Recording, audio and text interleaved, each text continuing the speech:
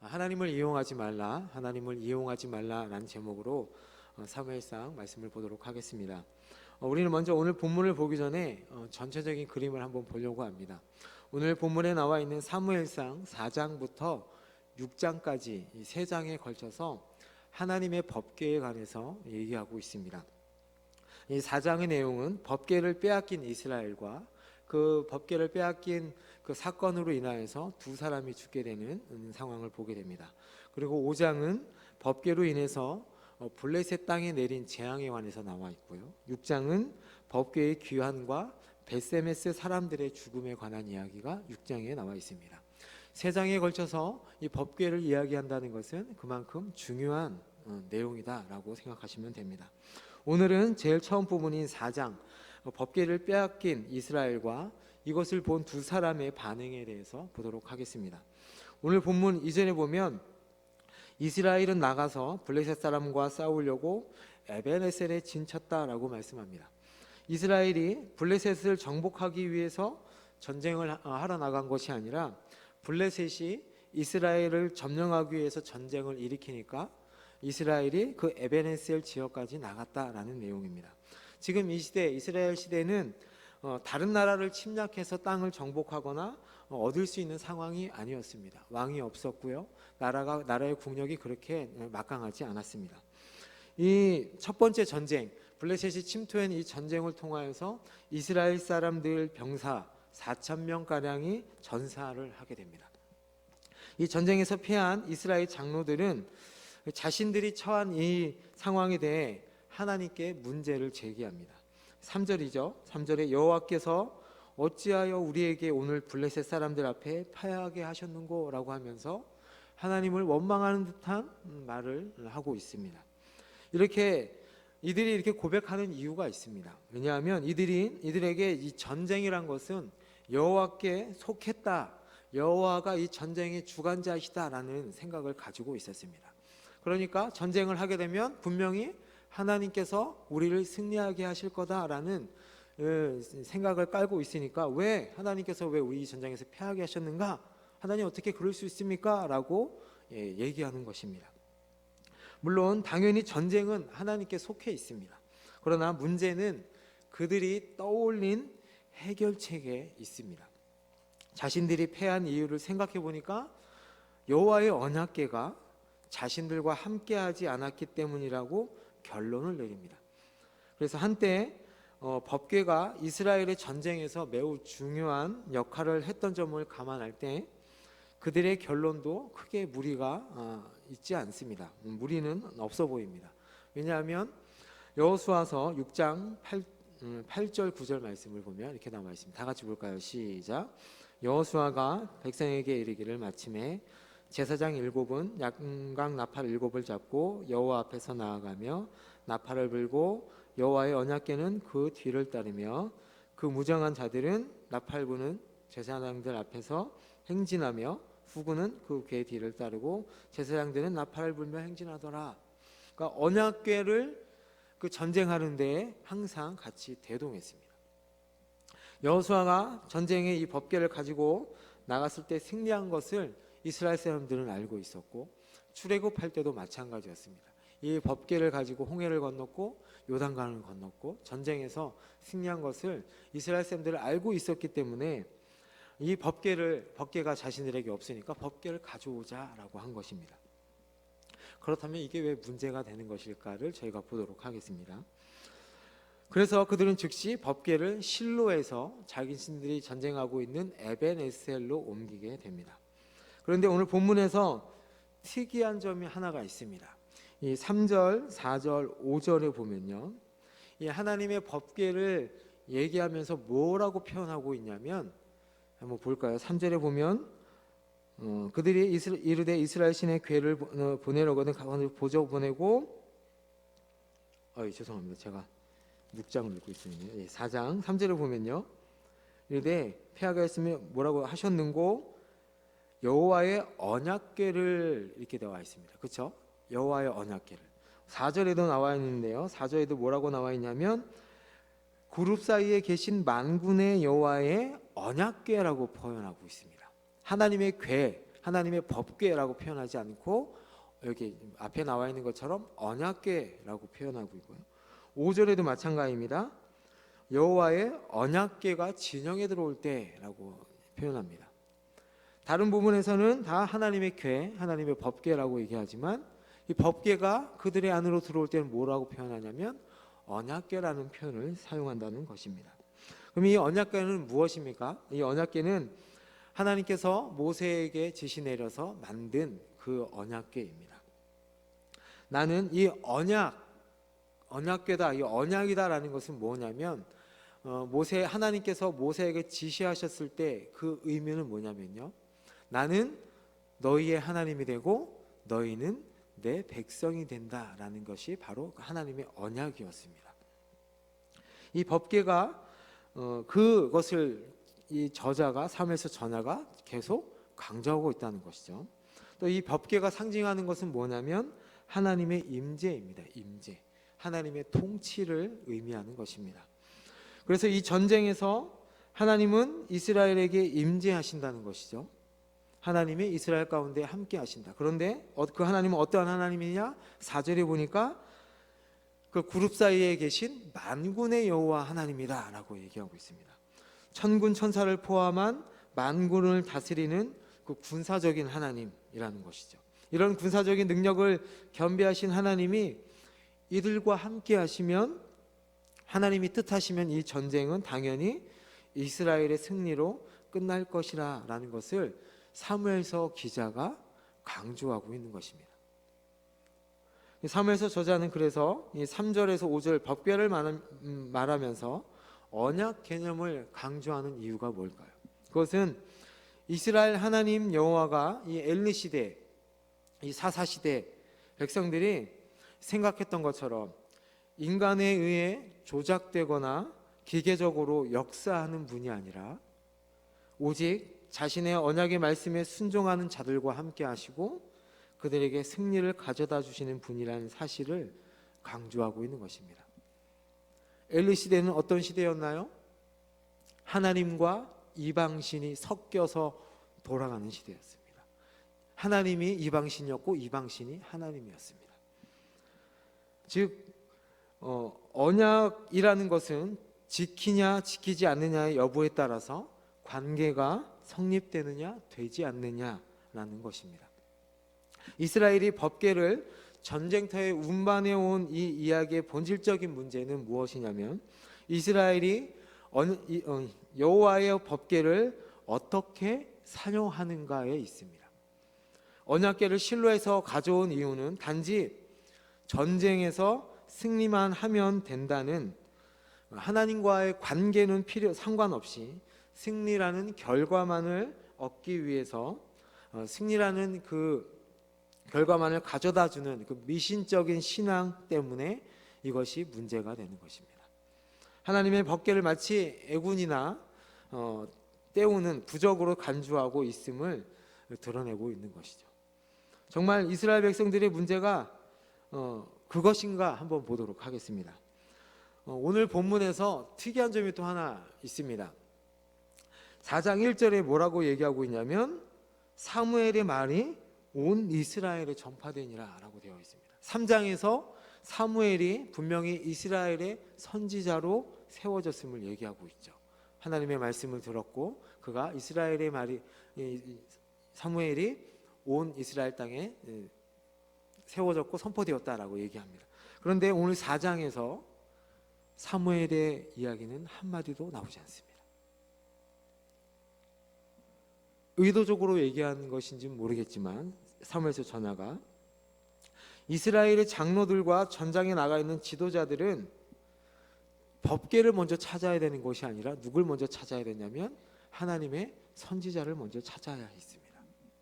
하나님의 말씀을 먼저 구해야 있습니다.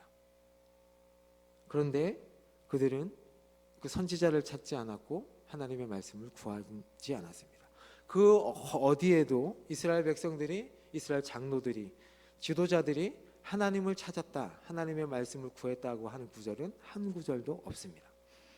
3절에 보니까요, 3절에 보면 백성이 진영으로 돌아오매 이스라엘 장로들이 이르되 여호와께서 어찌하여 우리에게 오늘 블레셋 사람들 앞에 패하게 하셨는고 여호와의 언약궤를 실로에서 우리에게로 가져다가 우리 중에 있게 하여 그것을 우리를 우리 원수들의 손에서, 계속 뭐가 간절하냐면 우리라는 말을 계속 강조합니다.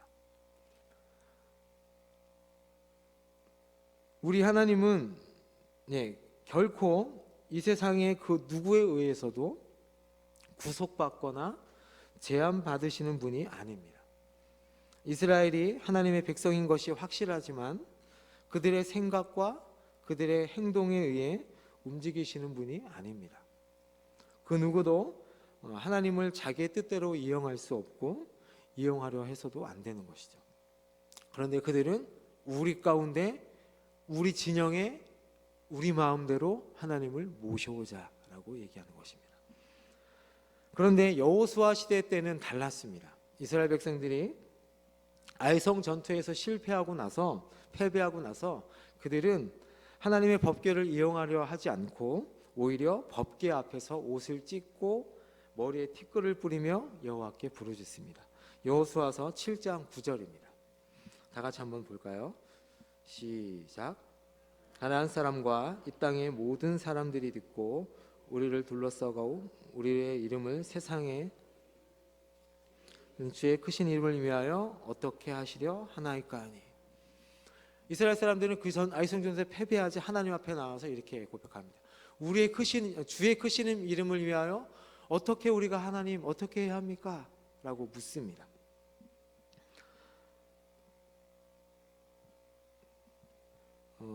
네, 죄송합니다. 네,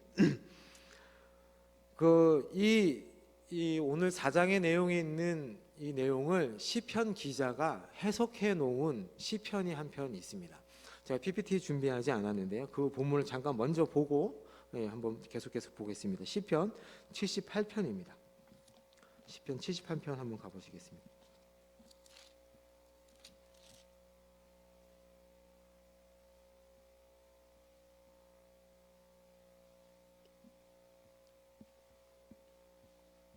시편 78편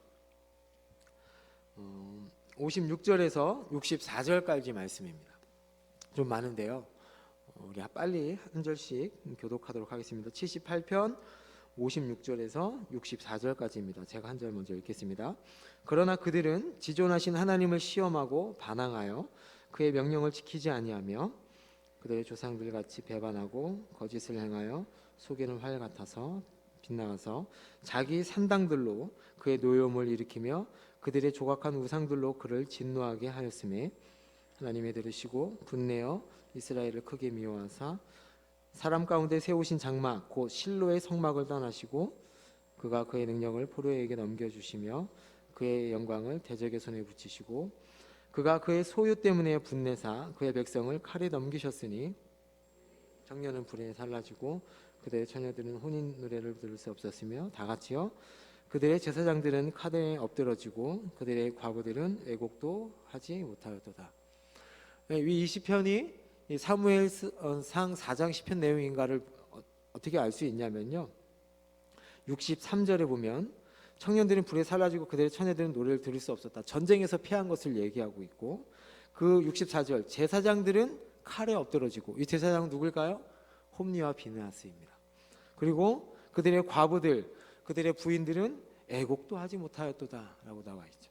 근데 그 이유가 뭐냐면 54절에 보니까 그들은 지존하시는 하나님을 시험하고 반항하고 그의 명령을 지키지 아니하고 조상들과 같이 배반하고 거짓을 행했다. 자기 산당들을 집에 세웠다라고 얘기합니다. 그 이유가 이스라엘 백성이 이렇게 망하게 된 이유, 패배하게 된 이유가 그렇게 됐다고 얘기하고 있는 것이죠.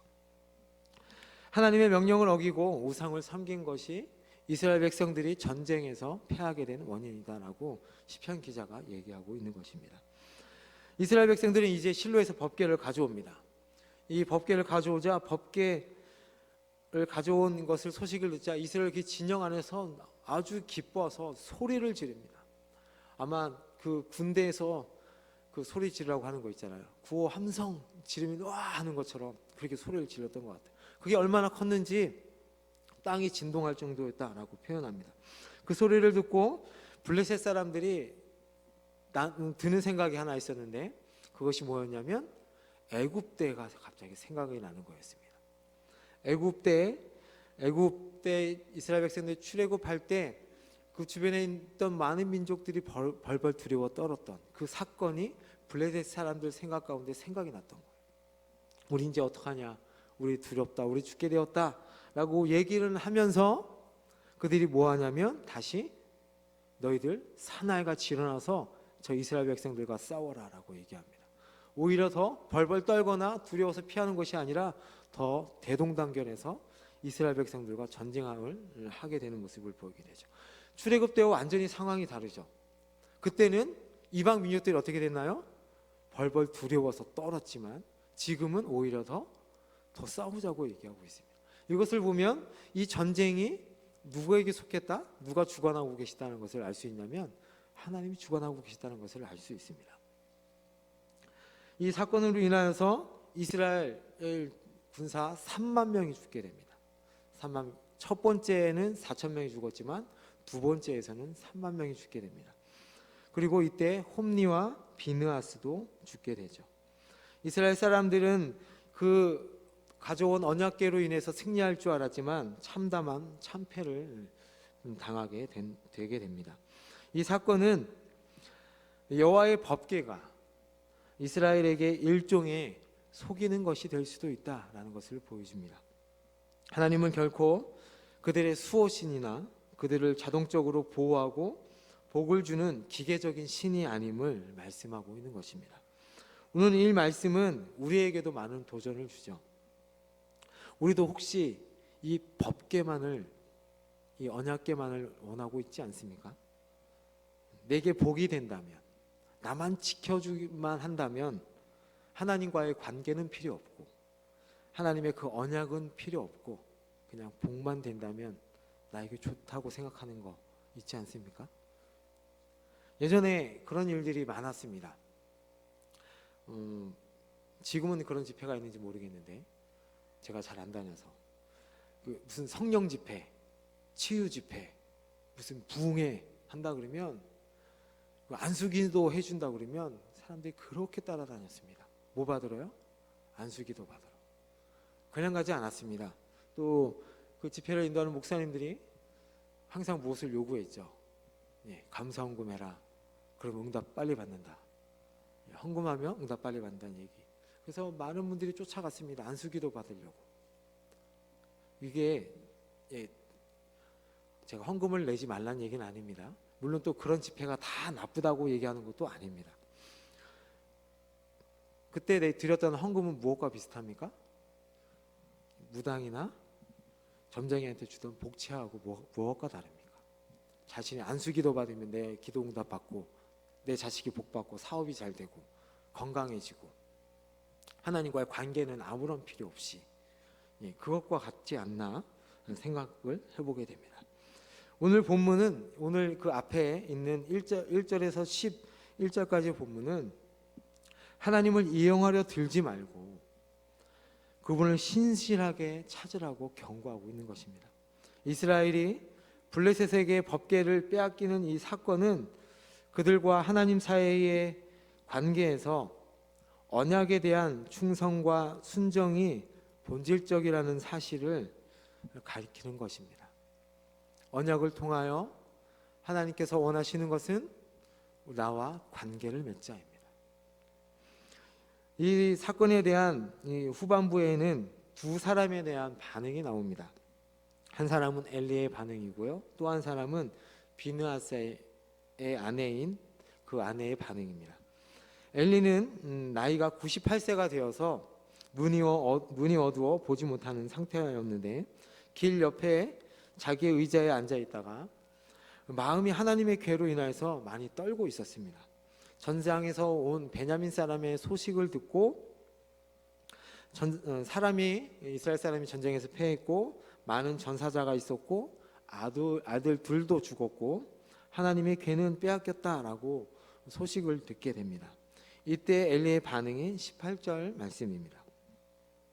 하나님의 괴를 말할 때 엘리가 자기의 의자에서 뒤로 넘어져 문 곁에서 목이 부러져 죽었으니 나이가 많고 비대한 까닭이라. 그가 이스라엘의 사사가 된 지 40년이었더라 라고 되어 있습니다. 패배로 인한 소식, 그리고 아들이 죽었다는 소식보다도 법궤를 빼앗겼다는 소식에 더 놀랐다라고 말씀이 적혀 있죠. 하나님의 궤를 빼앗겼다는 것은 아마 엘리에게는 예상하지 못했던 사실이었던 것 같습니다. 설마 그런 일이 생길 줄 몰랐던 것이죠. 하나님의 궤를 빼앗겼다면 모든 것이 다 끝났다고 여긴 것입니다. 그 충격에 의자에서 자빠져서 목이 부러져 죽습니다. 왜냐하면 엘리가 뭐라고 나와 있냐면 비대했다. 그러니까 살이 많이 쪄서 그 무게에 못 이겨서 뒤로 넘어가는데 목이 부러졌다라고 이렇게 설명하고 있습니다. 그런데 여기에 보면 이 비대하다, 제가 왜 이 비대하다라는 단어를 썼을까를 찾아봤습니다.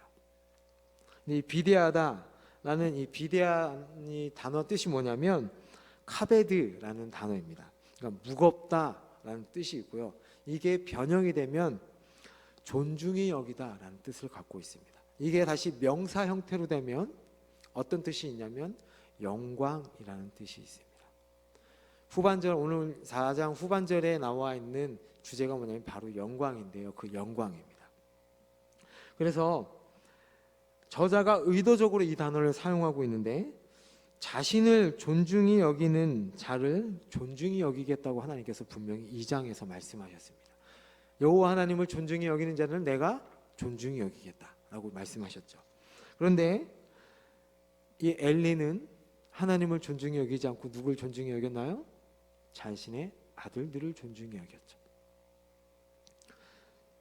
자신들의 아들들을 존중히 여기면서 자신을 살찌운 이 엘리는 그 존중한 무게감 때문에 죽게 됐다라고 저자가 그 비대함으로 죽게 됐다라고 저자가 설명하고 있는 것입니다. 그러나 이 엘리보다 더 큰 충격을 받은 자가 있었습니다. 바로 비느하스의 아내입니다. 이 여인은 임신하여 해산을 앞두고 있었고요. 하나님의 궤를 빼앗긴 소식과 시아버지 그리고 남편의 죽음으로 인해서 산통을 느끼게 되고 그때 아들을 낳게 됩니다. 해산을 하는 가운데 죽어가자 옆에서 그 해산을 지켜보고 있던 여인들이 두려워하지 말아라, 내가 아들을 낳았다라고 하면서 위로하고 격려하지만 이 여인은 아무 대답도 하지 않고 개념치도 않는다라고 말씀합니다. 그리고 마지막 말을 이렇게 하면서 숨을 거두게 되죠. 21절, 22절입니다. 다 같이 한번 볼까요? 사무엘상 4장 21절, 22절입니다. 시작.